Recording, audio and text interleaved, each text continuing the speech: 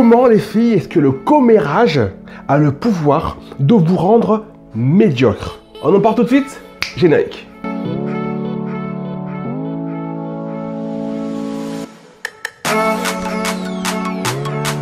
Bonjour à toutes, je suis Lémel Adonis, le cofondateur de Nous Sommes Belles, et aujourd'hui on va parler d'un sujet que je trouve particulièrement à la mode depuis des millions d'années. Je crois, au moins des millions d'années. Le commérage, filles. Qui n'a jamais comméré parmi vous? Toi qui me regardes, mets-moi dans les commentaires. Tu n'as jamais comméré? Franchement, pas une fois dans ta vie?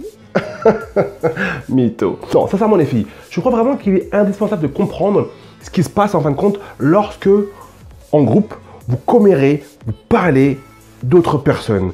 Lorsque vous jugez d'autres personnes en groupe, blablabli, blablabla, t'as vu ce qu'elle a fait? C'est vraiment dommage parce que la plupart d'entre vous, vous n'avez pas conscience de la conséquence du commérage. Alors pas sur les autres, mais la conséquence du commérage sur vous-même. Il y a selon moi 3 conséquences principales que vous devez absolument prendre en considération. Le tout premier point, le commérage en groupe vous donne l'impression que vous avez une vie pimentée.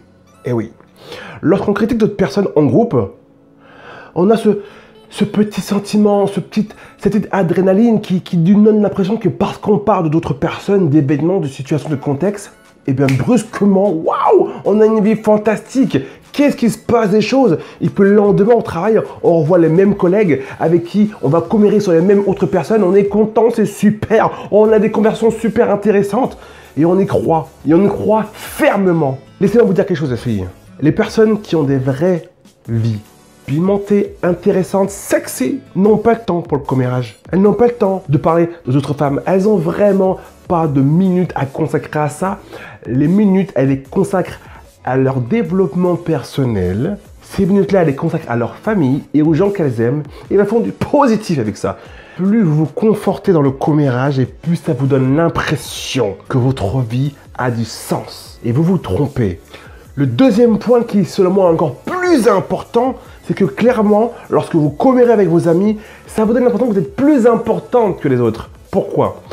Quand vous êtes un groupe de 5, 6, 7 personnes à critiquer une autre personne, ou un autre groupe de femmes, d'accord, ou un autre groupe de collègues, ou de personnes, peu importe, hommes ou femmes d'ailleurs, qu'est-ce qui se passe? Vous êtes entre vous, blablabla, et vous vous confortez les unes avec les autres sur le fait que ce que vous dites, ben, c'est forcément la vérité. Que ce que vous dites, ce que vous reprochez, ce que vous avancez, vos idées sont forcément vraies. Ben oui, vous êtes 3 à 4 personnes à dire la même chose. T'as raison, oui, c'est clair, je suis d'accord avec toi. Et tout le monde se conforte dans l'idée que là, vous avez toute raison. Du coup, inconsciemment, ce que vous faites quand vous faites ça, c'est que vous vous persuadez intérieurement que le groupe que vous critiquez, que vous jugez, le groupe qui, même s'il ne sait pas subir votre commérage, vous êtes persuadé que vous êtes supérieur à ces personnes-là. Une personne qui est persuadée d'être supérieure, peu importe à quel niveau, à une autre personne, a de fortes chances de l'être sur aucun point. Parce que qu'est-ce qui se passe lorsqu'on est sûr d'être supérieur aux gens qui nous entourent? Eh bien, on se conforte là-dedans, et puis on dit, après tout, pourquoi changer? Je suis déjà la meilleure.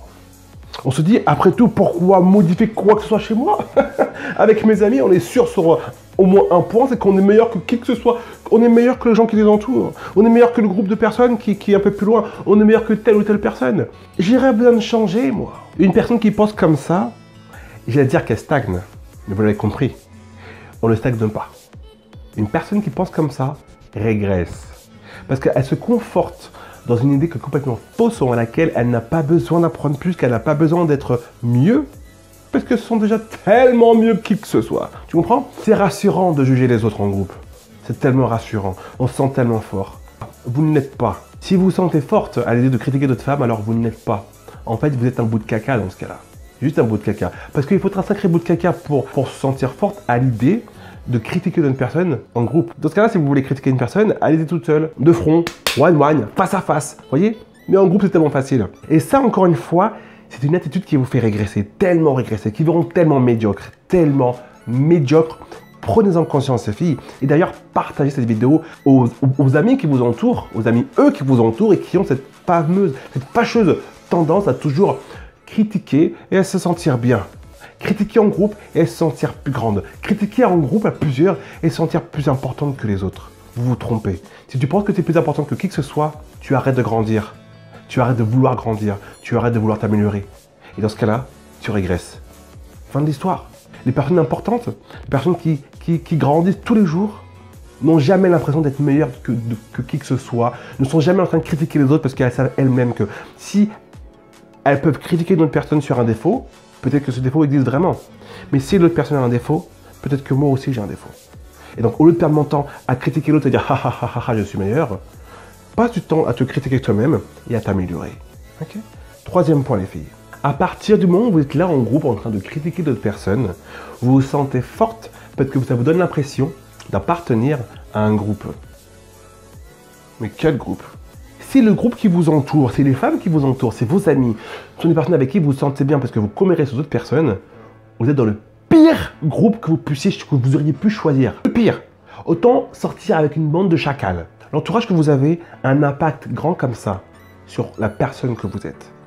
Si le fait d'être avec un groupe de femmes qui critiquent d'autres personnes, ou un groupe d'amis qui critiquent d'autres personnes et qui se sentent bien à travers ça, on vous rassure et vous donne l'impression d'exister à travers un groupe de personnes, du coup renforce un peu votre identité, vous êtes dans l'erreur absolue.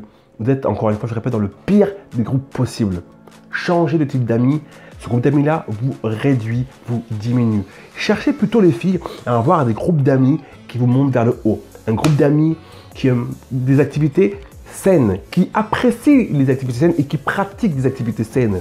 Qu'est-ce qu'une activité saine? Aller au cinéma ensemble, c'est positif, c'est ça. Aller au restaurant ensemble, partager des soirées ensemble, partager des soirées culturelles ensemble, discuter des livres que vous avez lus ensemble, discuter de l'éducation que vous souhaitez donner à vos enfants ensemble, voyez. Et ce sont ce genre de personnes, ce genre de femmes, ce genre d'amis qui doivent vous entourer parce que ce sont ces amis-là qui vont vous permettre de grandir, de prendre des nouvelles idées à droite à gauche et vous aussi, vous allez pouvoir partager aussi vos idées, ce que vous pensez de tel ou tel sujet et les offrir aux personnes de votre équipe, de votre groupe, de vos potes, d'accord? Et qu'est-ce qui se passe? Et bien ensemble, vous vous faites grandir. Je crois que vraiment que ce sont 3 points que vous devez intégrer pour arrêter de perdre du temps et pour arrêter de mettre sur stop ce que vous êtes, la femme intelligente que vous êtes. Parce que je pars du principe que tu es toi, ça qui m'écoute, hyper intelligente. Donc si tu as cette habitude de toujours commérer sur les autres, mets cette activité sur pause parce que tu te manques de respect, tu te craches à la figure et tu perds un temps monstrueux et tu te mets au niveau de femmes qui en valent pas la peine et qui te feront pas grandir. J'espère que cette vidéo t'a plu. Si c'est le cas, je t'invite à la partager autour de toi et à me dire dans les commentaires qu'est-ce qui t'a plu dans cette vidéo. Bon, si tu veux apprendre à allumer la flamme qui sommeille en toi, inscris-toi gratuitement sur le blog Fonctionne Belle et tu recevras les 5 épisodes gratuitement dans ta boîte mail. Prends soin de toi et n'oublie jamais, ma biche, que ta beauté c'est de réussir ce qui te semble impossible.